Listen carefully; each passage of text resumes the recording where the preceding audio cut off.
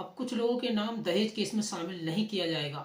इस supreme court का judgement आ चुका है। स्पेशली बताया है कि किन किन लोगों के ऊपर दहेज केस नहीं लगने वाला है, और अगर उनका नाम लिखवाया गया है तो उनका नाम कट कर दिया जाएगा, और अगर मामला फालतू लगता है तो मामले को भी रद्द कर दिया जाएगा। शुरू करते हैं।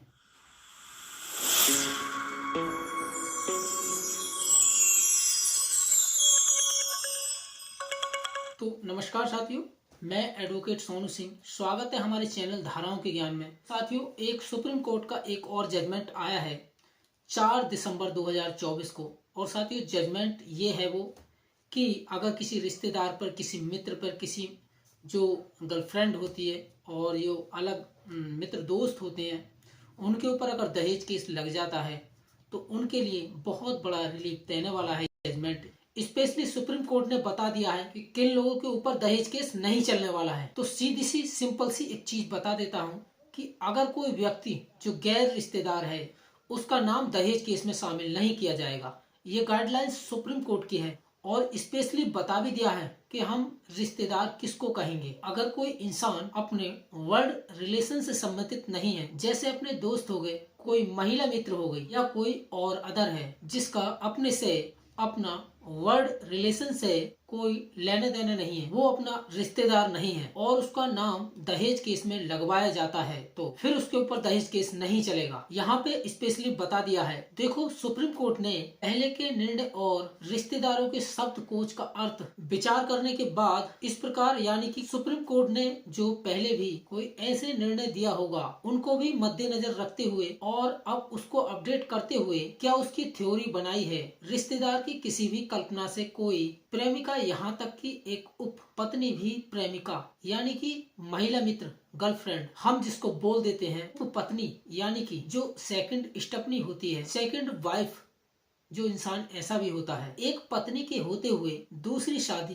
कर लेता है। वैसे तो इंडिया के अंदर क्राइम है, अगर स्थिति ऐसी होती है तो अगर दूसरी पत्नी है तो दूसरी पत्नी के ऊपर भी दहेज केस नहीं बनेगा। क्यों नहीं बनेगा? क्योंकि रिश्तेदार नहीं होंगे, ना तो प्रेमिका ना तो सेकंड वाइफ जो है वो रिश्तेदार नहीं होती हैं। अब देखते हैं रिश्तेदार कौन होता है। रिश्तेदार शब्द अपने आप में दायरे में एक रुतबा लाता है। ऐसी स्थिति तो रक्त या विवाह या गोद लेने से प्रदान की जानी चाहिए। यानी कि रिश्तेदारी कब बनेगी? या तो वर्ड रिलेशन से बनेगी, जैसे माँ बाप, उनके बच्चे हो गए उनकी, कल को अगर उनकी शादी हुई तो वो किसी की सास बनेगी, किसी का ससुर बनेगा, कोई उसकी पुत्री वधू बनेगी। ये क्या बना? ये वर्ड रिलेशन से रिश्ता बना कोई पोता बना, कोई नाता बना। ये सब वर्ड रिलेशन से रिश्ते बने या शादी से रिश्ते बनते हैं। एक लड़का और एक लड़की ने शादी की है और शादी के बाद हस्बैंड वाइफ बना है, तो एक हस्बैंड वाइफ का रिश्ता बना है, और उस हस्बैंड वाइफ के रिश्ते से एक देवर बना है, और कोई जेठ बना है, कोई ससुर बना है, तो कोई किसी का साला बना है, और तो कोई किसी का जीजा बना है, तो कोई किसी की साली बनी है, कोई ससुर दामाद बना है। ये क्या है? एक शादी से रिश्ते बने। देन उसके बाद गोद लेने से, गोद हम जो लेते हैं, किसी के बच्चे को गोद ले लिया, गोद लेने के बाद फिर क्या बने? माँ बाप बने। तो इस कंडीशन से क्या बनते हैं? रिश्ते बनते हैं। इसके अलावा जितने भी अपने देश में रिश्तेदारी चल रही है ना, वो गैर रिश्तेदारी मानी गई है। ठीक है, इसलिए जितने भी दोस्त हैं वो सब गैर रिश्तेदार हैं। ठीक है, उसके बाहर कि जो भी मेरा धर्म का भाई है, मेरी धर्म की बहन है, वो सब गैर रिश्तेदार हैं। उसके साथ कोई लेना देना नहीं है और उसका कोई मामला नहीं बनता। दहेज केस के अंदर कोई शादी नहीं हुई, एक का दूसरे का रिश्तेदार होने का सवाल ही नहीं उठता, या फिर जहाँ पे मैरिज भी नहीं हुई। इसलिए मैं कई बार आपको बता चुका कि जब भी कोई सेकंड वाइफ मुकदमा दर्ज कराती है ना, मेंटेनेंस का केस का वहाँ सबसे पहले तो क्वेश्चन ये होता है, केस का तो वहाँ पे क्वेश्चन सबसे पहले ये होता है, क्या ये वैलिड मैरिज है या फिर नहीं। अगर वो वैलिड मैरिज नहीं है तो मतलब वो रिश्तेदारी बनी ही नहीं है, और जब रिश्तेदारी बनी नहीं तो फिर दहेज केस कहाँ बना। तो ये कई जजमेंटों में मैं आपको बता चुका हूँ। तो यहाँ पर स्पेशली क्या बताया है, तो गैर रिश्तेदार के नाम पर दहेज केस नहीं लगेगा। और इस केस में स्पेशली जो मुकदमा लगाया गया था एक लड़की ने अपने हस्बैंड की गर्लफ्रेंड के ऊपर, महिला मित्र के ऊपर। लेकिन सामाजिक तौर पर हम एक चीज देखें तो भाई, शादी के बाद ये काम करना गलत है। सामाजिक तौर पर लड़की का अफेयर है, दोनों ही गलत हैं। समाज को भी गलत लगता है, हम जैसे को भी बहुत गलत लगता है, और आपको भी गलत लगता है। लेकिन कानून क्या कहता है? कानून ये कहता है कि हर व्यक्ति को अपना जीने का अधिकार है, वो जी सकता है तो जी सकता है। तो ऐसे केस में लड़की जो है अपनी स्तन का क्या कर सकती है, और जो लड़का है अब उसकी वाइफ का अगर कोई, वो क्या कर सकता है? ज्यादा से ज्यादा डिवोर्स ले सकता है, और कोई कानून नहीं है, कोई मुकदमा उसके ऊपर दर्ज नहीं करा सकता। एक दूसरे पार्टनर के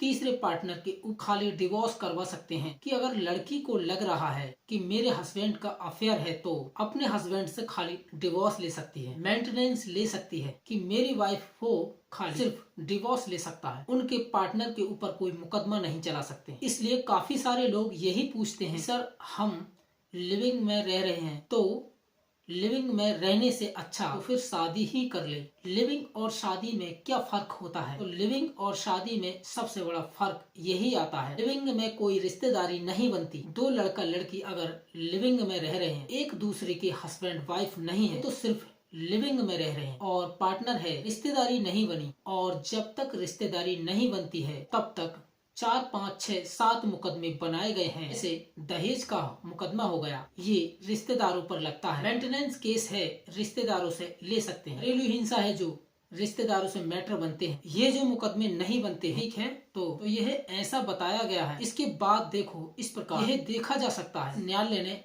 कि इस न्यायालय ने स्पष्ट शब्दों में यह माना है कि एक प्रेमिका, यहाँ तक कि एक महिला जिसके साथ किसी पुरुष ने शादी के बहाने कॉन्ट्रैक्ट या यौन संबंध बनाए, उसे रिश्तेदार नहीं माना जा सकता। ये चीज मैं आपको ऊपर भी क्लियर कर चुका हूँ। देन इसके बाद क्या हुआ, और भाई ऐसी है और नई नई जजमेंट की जानकारी आपको चाहिए, इस चैनल को प्लीज सब्सक्राइब कर लें, और अच्छा लगा हो तो लाइक कर लें, और अपने दोस्तों के साथ शेयर कर दें। अपीलकर्ता के खिलाफ आपराधिक कार्यवाही जारी रखना कानून के प्रक्रिया के दुरुपयोग के अलावा और कुछ नहीं होगा। यानी कि जो लड़की थी उसने अपील लगाई है सुप्रीम कोर्ट में कि मेरी फ्रेंड वाइफ ने मेरे ऊपर दहेज केस लगवाया, तो फिर ये मुकदमा बनता ही नहीं है। अब देखो यहाँ पर गाइडलाइंस दी गई, परिणाम में हम आदेश पारित करते हुए देखो क्या क्या आदेश दिए, 3-4 बातें बताई। तदनुसार अपील स्वीकार की जाती है। फर्स्ट ऑफ ऑल जो अपील लगाई गई है कि हाँ ग्राउंड है इस अपील के ऊपर काम करने का। सेकंड, उच्च न्यायालय का निर्णय एवं आदेश 12 अप्रैल 2021 को रद्द कर दिया जाता है। यानी कि हाई कोर्ट में पहले लड़की ने अपील लगाई होगी तो हाई कोर्ट ने कहा होगा कि नहीं, आपके ऊपर भी केस चलना चाहिए, घर पड़वा में भी आपका हाथ का है, तो शायद हाई कोर्ट ने नहीं किया है, तो हाई कोर्ट के मामले को रद्द कर दिया। 498 सबको पता है दहेज के लिए होती है, 504 किसी को उकसाने के लिए होती है, दंडनीय अपराधों के लिए वरिष्ठ सिविल न्यायाधीश जो यहाँ के जो 2019 में जो मामला चला था, आईपीसी की धारा 109 दहेज केस की धारा 3 और 4 को रद्द कर दिया जाता है। यानी कि पूरा केस ही रद्द कर दिया गया, और यहाँ पर अपीलकर्ता की योग्यता को रद्द कर दिया गया। लंबित आवेदन अगर कोई हो तो उसका भी निपटारा कर दिया जाता है। और साथियों ये 4 दिसंबर 2024 का जजमेंट है, नई दिल्ली। साथियों ये सुप्रीम कोर्ट का जजमेंट था, उच्च न्यायालय। तो साथियों रिश्तेदारों पर अब दहेज केस नहीं चलने वाला है। साथियों एक जजमेंट और आई थी जिसमें माँ बाप के लिए भी बताया गया था, और उसके अंदर वो चीज भी बताई गई है। मैंने आपको पहले भी बताया था, अगर कोई अपना भाई है, अपने ही माता पिता है, और वो पति पत्नी से कम 200-400 किलोमीटर दूर रहते हैं, तो उनके ऊपर दहेज केस नहीं लगेगा। खास तौर के साथियों ये वाला जो जजमेंट आया है 4 दिसंबर 2024 को, तो साथियों ये जजमेंट आपको ये रिलीफ देता है कि कोई अगर रिश्तेदार है, मित्र है, दोस्त है, तो उसका नाम दहेज केस में नहीं जोड़ा जाएगा। अगर पत्नी उसका नाम उसमें ऐड करा भी देती है, उसके ऊपर दहेज प्रथा का केस लगा भी देती है, तो उस नाम को इस जजमेंट के माध्यम से निकलवा सकते हैं, झूठे मुकदमे को, और मुकदमा को खारिज भी करा सकते हैं साथियों। तो साथियों आज के लिए इतने काफ़ी है, फिर मिलते हैं नेक्स्ट जजमेंट के ऊपर, नेक्स्ट लीगल जानकारी के ऊपर कोई नई जानकारी के साथ। साथियों अगर किसी को जजमेंट चाहिए तो ये जजमेंट हमने प्रिंट करा लिए हैं, नोट करा लिए हैं ये।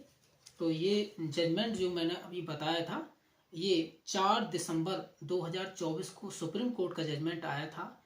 ये बहुत बड़ा रिलीफ देने वाला है जिसके ऊपर दहेज का केस लगा है, और वो रिश्तेदार हैं, मित्र हैं, दोस्त हैं, उनके ऊपर दहेज का केस लगा है, तो उनके लिए बहुत बड़ा रिलीफ देने वाला है ये जजमेंट।